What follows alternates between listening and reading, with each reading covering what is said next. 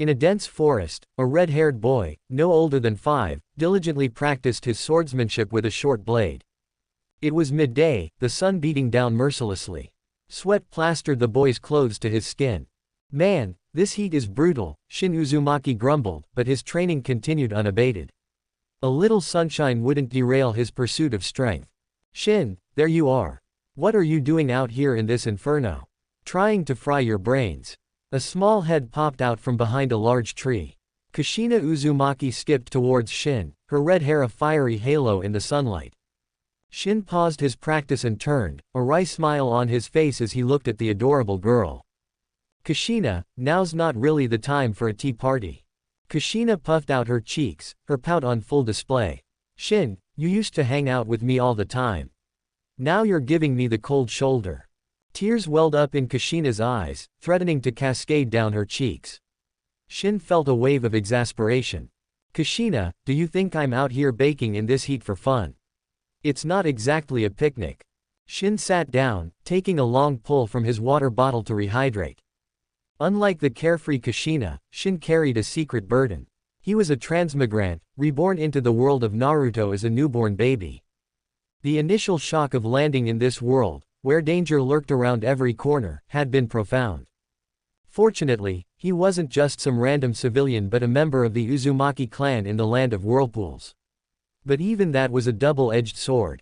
It was the period after the First Shinobi World War, before the Second had erupted. The Naruto storyline he knew was still decades in the future. This was the era when the land of whirlpools faced its imminent demise. Shin didn't know the exact date, but he knew the clock was ticking. His only path forward was to grind his strength, to maximize his chances of surviving the destruction of the land of whirlpools. He wasn't about to let his second chance at life go to waste. Shin, are you keeping secrets from me? Kushina asked, her eyes mirroring the concern she felt for him. Shin looked at Kushina, his gaze serious. Kushina, what if I told you that soon, the land of whirlpools, the Uzumaki clan, will face a disaster unlike any other? Would you believe me? No way, Shin, you're pulling my leg, right? Kushina giggled, taking his words as a joke. Shin shrugged. If even Kushina, who trusted him implicitly, wouldn't buy it, convincing the rest of the clan was a lost cause. The destruction of the land of whirlpools seemed inevitable. He wasn't exactly Mr. Worldwide, no one would take him seriously. Ding! A crisp, mechanical chime echoed in Shin's mind, jolting him. Replication system activated. Greetings, Master. I await your commands. Shin felt a surge of excitement. He had a golden finger. But why now? After 5 years in this world, the system finally decided to wake up. Shin, what's up? Kushina asked, attuned to his every shift in mood. Nothing, Kushina. Just remembered something I gotta do. I'll definitely hang out with you tomorrow. Gotta run for now. Shin sprang onto a tree branch, vanishing in a blur of motion. Kushina's jaw dropped. That speed and agility were beyond most genin. Shin was hiding some serious skills. Kushina clenched her fists, a playful anger bubbling up. If you ditch me tomorrow, you'll be sorry. She shouted after him. Instead of heading home, Shin made his way to a secluded riverbank to delve into his system's interface. System, lay it on me. What can you do? Shin asked, a mix of anticipation and anxiety in his voice. If this system turned out to be a dud, it would be a major letdown. This system is designated the replication system. It can copy anything, from jutsu to chakra, even kekkei genkei.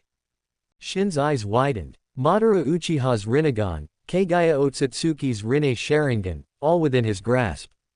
The various overpowered dojutsu of the Mangekyo Sharingan, Keigaya Otsutsuki's immortality, all those S-rank jutsu and kekkei genkei, the possibilities were endless. Hold on, there have to be some strings attached, right? Shin asked, his excitement tempered by a dose of realism. It couldn't be that easy. Affirmative. Replication requires the expenditure of replication cards. These are categorized into common, advanced, and divine levels. Common replication cards can replicate jutsu up to B rank, including B rank jutsu, chakra and physical abilities of Jonin, and so on.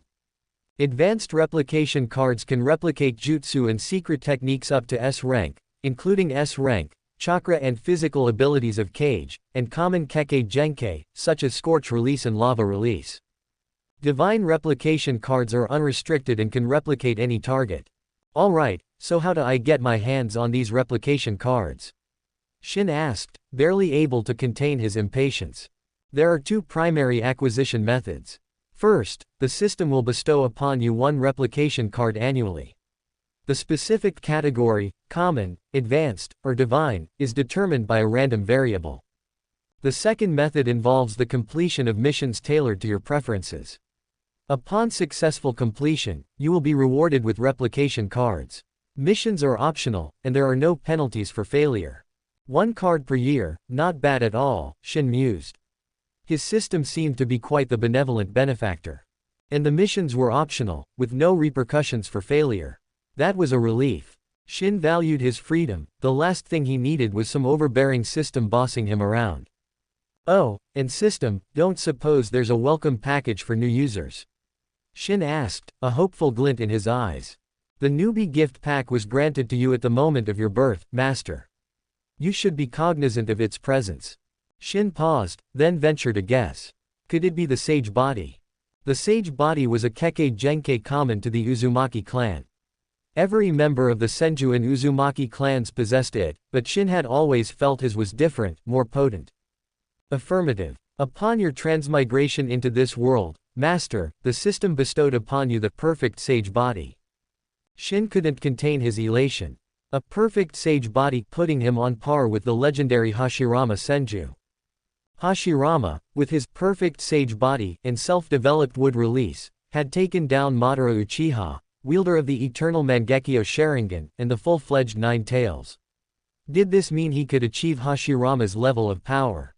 With the system's assistance, surpassing Hashirama and reaching the realm of the Six Paths might not be just a pipe dream. His future was looking brighter by the minute.